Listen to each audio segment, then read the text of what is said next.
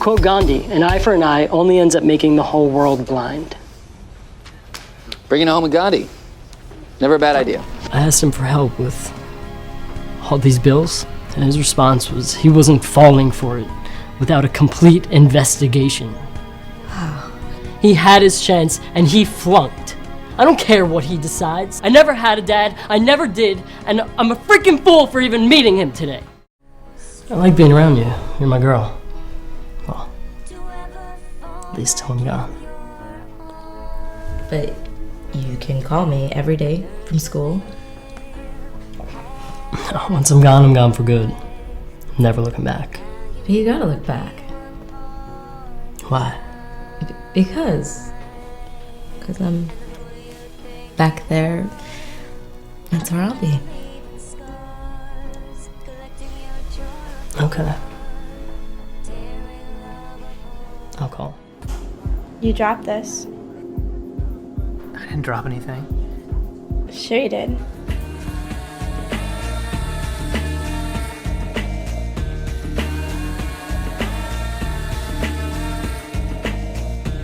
So, what are you doing? This weekend? Yeah. No. I mean, yes. No plans so far. So if I picked you up Saturday, say around 8 p.m. 120 East 9th Street, Buzz Fame. yeah, that's beautiful. We've got a big day ahead of us, Lady Gaga. You've got to decide which dancer will be your upcoming star for your new music video. How are you doing? I'm okay. I'm just, going with the flow of life right now. Hell yeah, same here. It's been a wild couple weeks, that's for sure. Yeah. All good stuff, though. I mean, we have the film out in 65 countries, and yeah, so that came out July 24th overseas, and then I hopped back into my own acting career. So yeah, I'm excited because I haven't really done much for myself in 8 years. So yeah, that feels good. And then I went for a film today for A.V. Kaufman. Wow, I love it. Yeah. How is it being?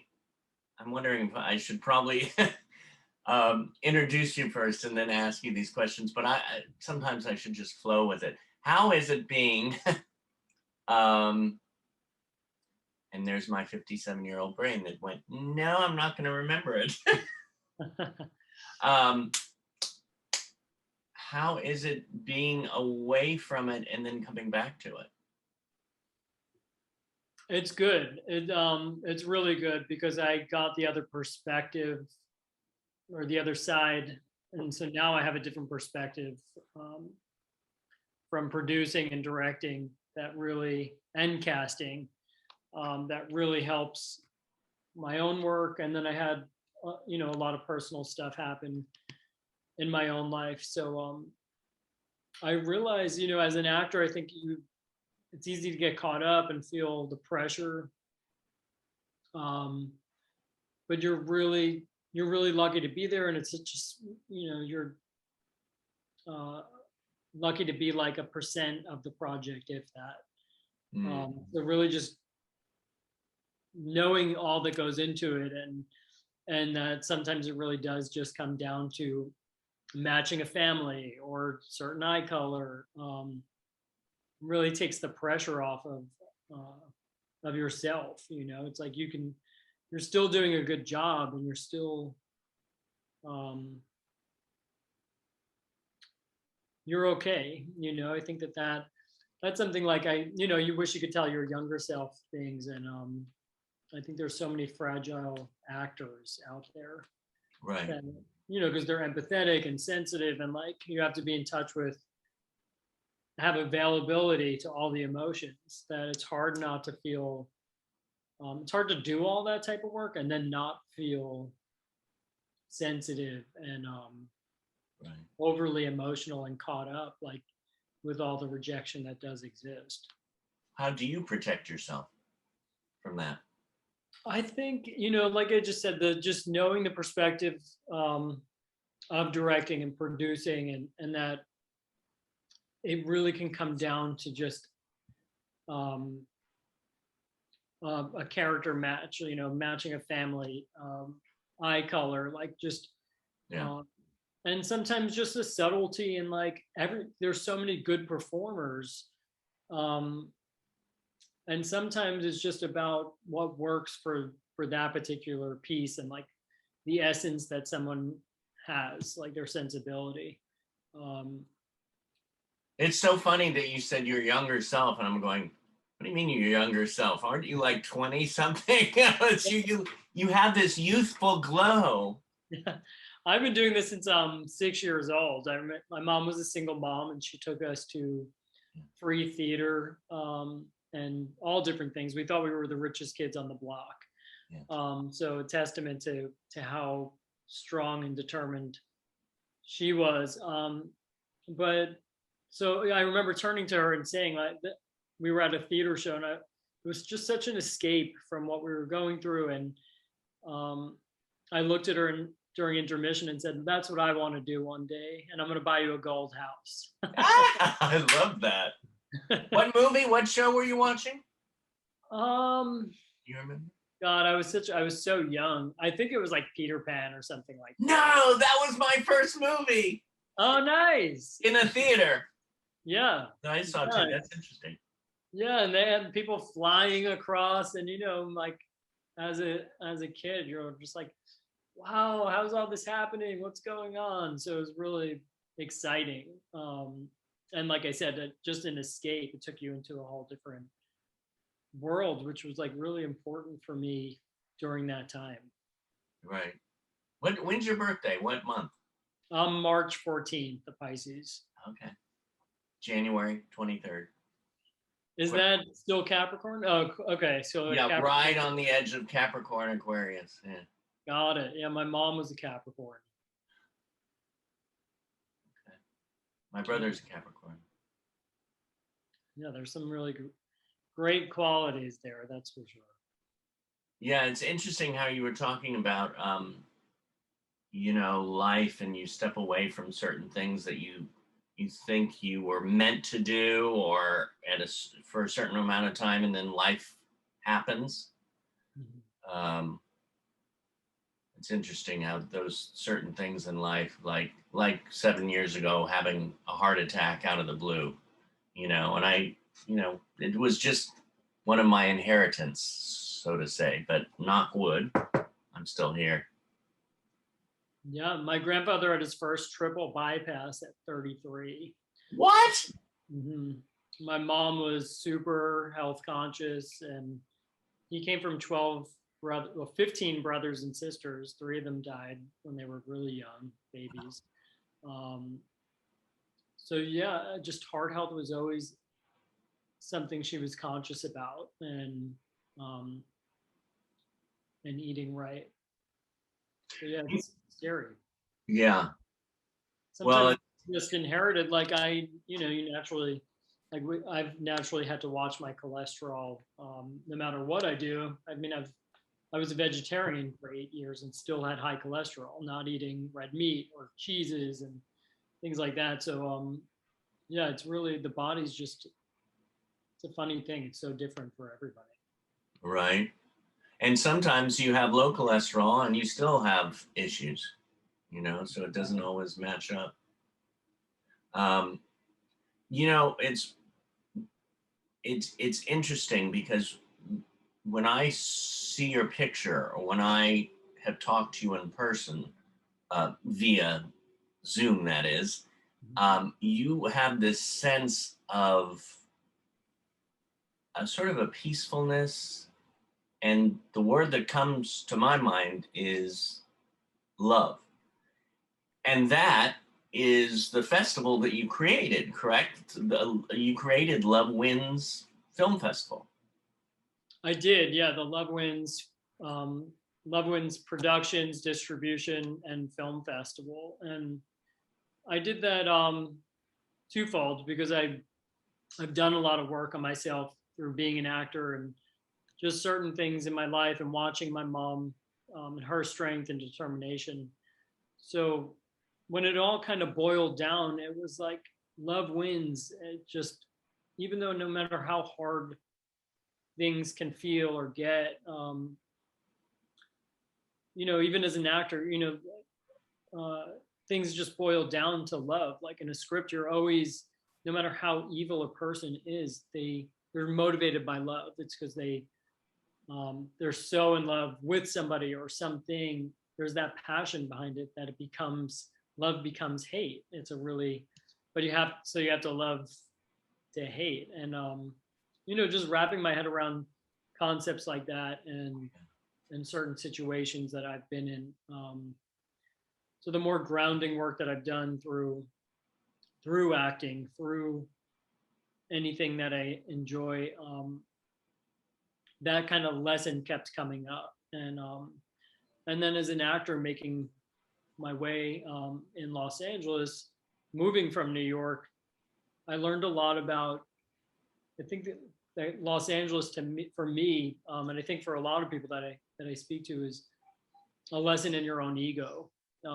Because I kind of came out there and I was coming from New York and I'm like, I have the best training and I have the best this and the best that. And then the business can knock you on your butt, and it's really good though. It's really healthy if you take it in a way that makes you look at yourself and makes you do some things differently. So yeah, I also, just as a filmmaker, I was encouraged from James Franco's company, Studio 4 Playhouse West. I was going to school there probably 8-9 years ago now, and they encouraged us to make our own work, and they helped produce my first project and were motivated me to start my own production company, which was at that point Jarrett Martino Productions.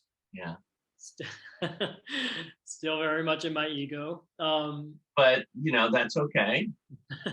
But it wasn't a full business venture for me. I wasn't thinking of it. It was really solely like, hey, I can can I do this? It was kind of a test, and for myself. And my first project was about women's empowerment, and it was a group of artists that just were making their way, and it's called Driven. And we followed all different women, all different ages, and we partnered with Step Up, which is a nonprofit organization. And it just kind of spiraled from there. One project turned into the next. And what made you have that for the subject? It was just it was interesting to me. And I always, even before the whole Hollywood crash in terms of Harvey Weinstein and everything else that has gone down, my focus was always women's empowerment, because prior to even me thinking about making a film about my mom's life, she was just such an important piece of my heart and my motivation. Like everything that I do, I always thought about making her proud. So it just, so Driven just encompassed like everything, my belief system and what I wanted to put out in the world, what was important to me. So yeah, just one, and then it just kind of became subjects that deserve attention, creating awareness for all different subjects. We've made a bullying awareness film that is based on a 13-year-old girl's true story. And I watched all these brave people just share their real stories. And I think as an actor, it was like a part of my acting, why I dove into it as a kid, was that escape. So it was a chance for me to become somebody else and have this, like, get to live and express emotions that I might not. Right. Typically.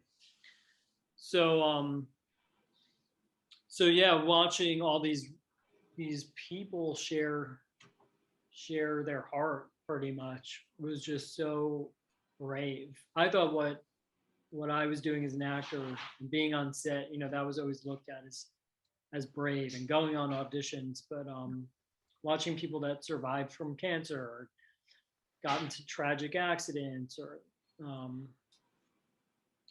all these really heavy things, that they turned that pain into a positive. Now, I mean, you worked on jobs on a, like, connected with Lady Gaga and Usher. You were on like The Middle. How was that, working on that and then transitioning to what you do now? You know, those, well, first of all, Usher is an amazing person. I mean, he's super grounded and really welcoming. I mean, it's one of the warmest sets I've ever been on. It was when Usher and Lady Gaga were working together. It was like a world tour. So it was exciting, you know, it was very exciting to be with that caliber of talent. And I think what I took away from any experience like that is the higher you climb, in a way, you have more of a responsibility. And I think the people like that, they continue to work. I mean, and what I like to believe is that, you know, they're just really nice people, and they give their heart, and they operate knowing, shedding their ego and getting to know that they have a responsibility to the world through their art, and then using their voice for change and for what they believe in. I think that's so important. Anyone who has a platform, a certain amount of attention, to utilize that to change the world. I mean, that's why we're all here, you know. Do you think you've always had this kind of heart, or did you grow into it?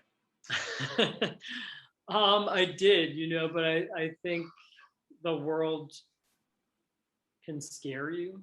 So I think I lost that for a bit, or not lost it. I never lost it. I don't want to put that out there, but I got hardened in certain ways, and you turn to your ego for kind of like this facade of peace. And then that burns out. For some people, it takes a lifetime. For me, I wanted to live. I'm a truth seeker, so I definitely wanted to live authentically and just cut out the BS, you know. Right. Just get to the heart of things, you know, and be surrounded by things and people that matter. I have to say, you're getting to your film festival again for a second. Honey Bunny, a film that I produced that I was putting out there. Of course, there's all these hundreds and it feels like thousands of film festivals out there. And out of all of them, you know, there were certain ones where I said, oh, I have to go there because it's the so-and-so film festival, or, oh yeah, we have to submit to this one. But I came across Love Wins, and it went right here. And I went, okay, out of all the ones, this is the one that I want to go submit to, not because I feel like I have to, or because it's this, that, and the other. It so fits Honey Bunny because it's such a love story. So by submitting to that and then getting into it and then, you know, winning, it gave so much, I guess the word is love. It filled not just me up, but it also filled Blair, who is one of the subject matters, and it went beyond that. It went into the stratosphere. So thank you for creating that Love Wins, because it's pretty like out there. It says what it is. I appreciate that. Yeah, I mean, definitely, I wanted to carve out something different. You know, my idols are people like Ava DuVernay at Array, where she's really taking every piece of herself and putting it into the productions and the distribution. And she doesn't have a festival, but the way they come together, and I've been to those events, and it all has ripple effects. And I think she's someone who really understands that, and the way that she can touch the world. And so I modeled my company the same way, and it's geared towards women's empowerment and LGBTQIA messages and diversity and inclusion. So, that it always makes me, my motivating factor is exactly what you just said, like creating those ripple effects, touching lives, and just being something different for the industry that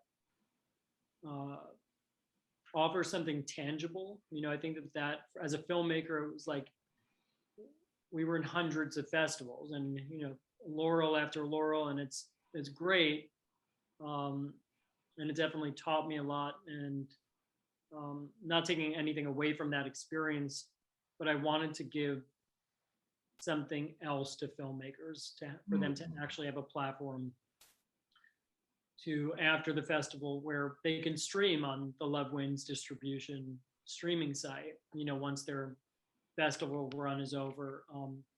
And we're also looking into adding a dozen award winners a year for features, and becoming more in the mainstream in terms of giving actual distribution to iTunes and Apple and Amazon and all the major streaming channels. So yeah, it was really like, the motivation was, of course, the heart, and really projects that align with our mission. Right. And then on the business end, that it provides something tangible that people can feel good about and possibly make some of their budget back. That's a big part of the work. My goal, my personal goal, is to, even if the budget isn't made back fully, like the opportunity for a short film to make at least something back. I mean, it's just unheard of, Right. for the most part. And then setting up filmmakers with partnerships too. That's a big part of the work. If it is a message that has a nonprofit that exists, like for Donna Stronger Than Pretty, we're partners with the National Coalition Against Domestic Violence. With Driven, we were partners with Step Up.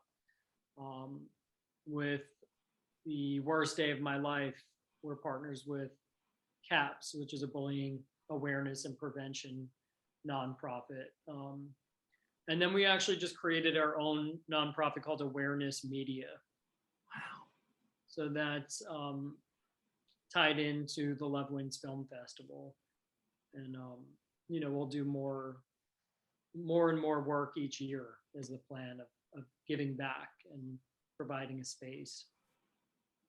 Yeah, it keeps on coming back to my head that, sometimes we do things and we're wondering, oh, okay. I right when we connected, I said, oh, I would love to interview you.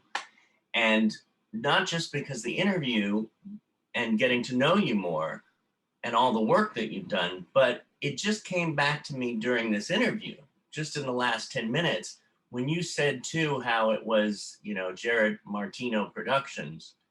And I used to have DSZ Productions with David Shea Zimmerman, but then I shifted, and I sort of questioned it a little later. And by talking to you now, it made me feel like, oh, okay, I'm in the right track. So you're a teacher in a way, because now I have Next Breath Productions, because we all take a next breath, or we don't, or it's what we do with that breath. And I got that from studying with Corey Allen, who was one of my mentors, even though I know, don't say mentor, but.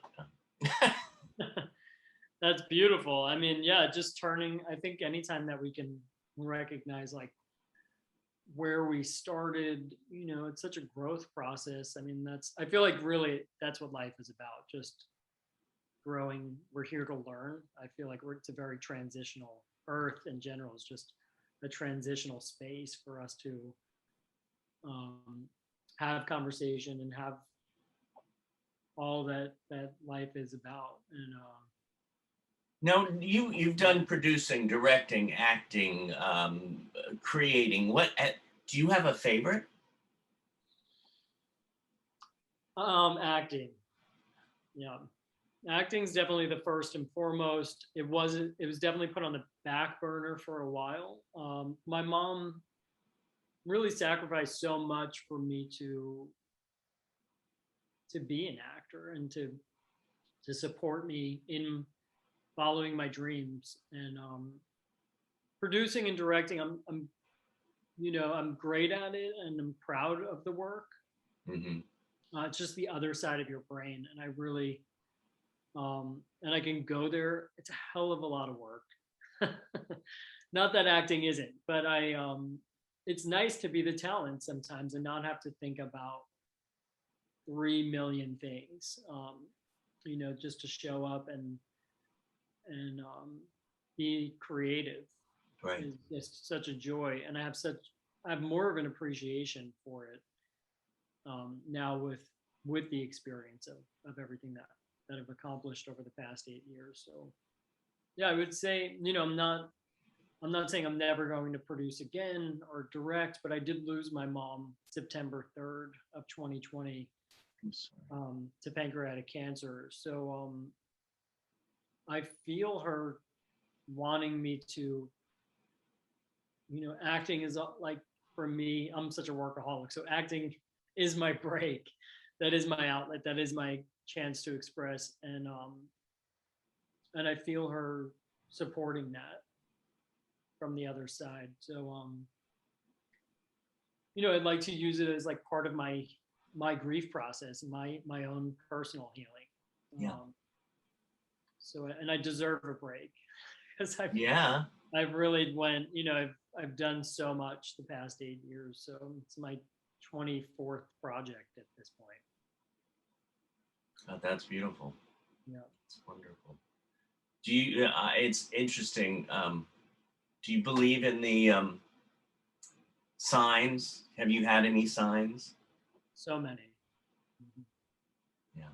So many. I mean, the butterfly is on my mother's poster, Donna, Stronger Than Pretty. And every time I talk to my mom out loud, a butterfly shows up. Really? And yeah, there's been so many signs that really have helped remind me and made me feel her presence and guide me. Just today, I had an audition for the A.V. Kaufman film, and in the scene, I don't know if I should be saying this actually. Oh, It's probably copyright. It's copyright information. right. Anyway, there was just something that was so significant, and I was able to. I'm like, how do I tell this story without telling? After the movie's out, when you're in it, you get the Oscar. Exactly, right. But yeah, it was just so. It was just so. My mom was right there, and she showed me. Yeah. In this object, and it wasn't until I got home and I looked at the object, and it came full circle. You were coming from that real place.